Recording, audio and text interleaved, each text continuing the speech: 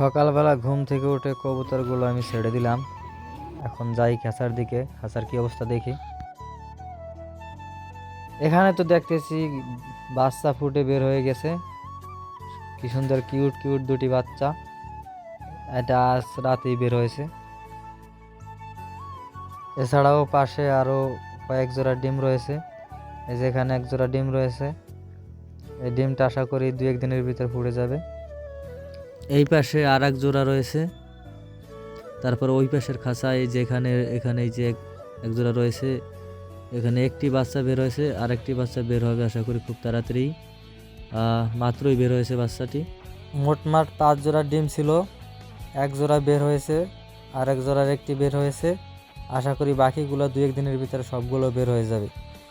ভিডিওটি কেমন, পরবর্তী ভিডিওতে সকল আপডেটগুলি জানিয়ে দেওয়া হবে।